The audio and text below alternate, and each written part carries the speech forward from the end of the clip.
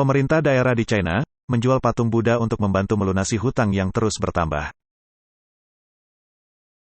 Menurut laporan dari The Guardian, kebijakan nol COVID China telah mengakibatkan konsekuensi keuangan yang besar bagi pemerintah daerah.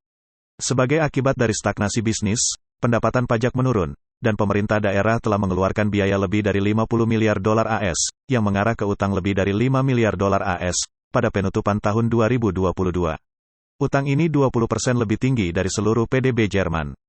Selain itu, menurut perkiraan awal, tingkat pertumbuhan ekonomi China pada tahun 2022 hanya akan mencapai 3%, terendah sejak tahun 1976.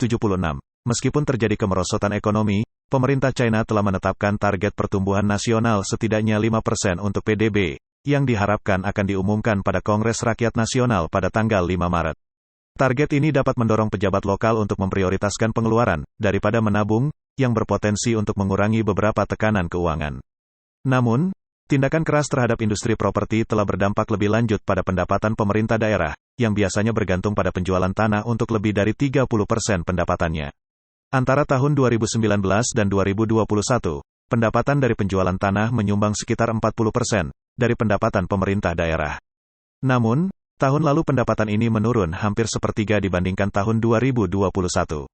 Menurut Wen Yisun, seorang analis di perusahaan riset Trivium, utang pemerintah daerah di China merupakan masalah besar bagi perekonomian nasional, dengan konsekuensi yang berpotensi berdampak luas. Dia mengatakan ada risiko nyata, bahwa lebih banyak pemerintah tingkat rendah yang akan gagal membayar kewajiban utang mereka. Dalam skenario terburuk, hal ini akan memicu krisis keuangan.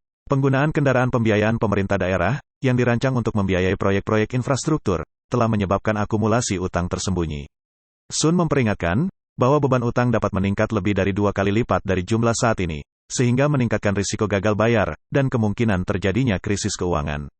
Hou Song, seorang peneliti, yang mengkhususkan diri dalam ekonomi China, di Makropolo, memperkirakan bahwa hutang kendaraan yang dibiayai pemerintah daerah, sudah melebihi 70% dari PDB, ketika pemerintah kota bergulat dengan anggaran yang menyusut. Banyak yang mengeksplorasi cara-cara yang tidak konvensional untuk menghasilkan pendapatan.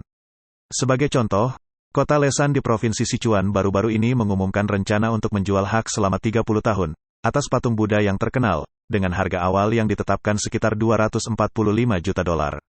Dalam contoh lain, dari perolehan pendapatan yang tidak konvensional, Kabupaten Rongjiang di Guizhou, sebuah provinsi miskin di barat daya China, menjual hak pengoperasian rumah duka setempat, dengan harga sekitar 18,278 juta dolar. Guardian juga melaporkan, bahwa antara tahun 2020 dan 2021, 15 otoritas tingkat prefektur, lebih dari 2 kali lipat pendapatan mereka berasal dari denda, sebuah strategi yang telah menjadi semakin lazim.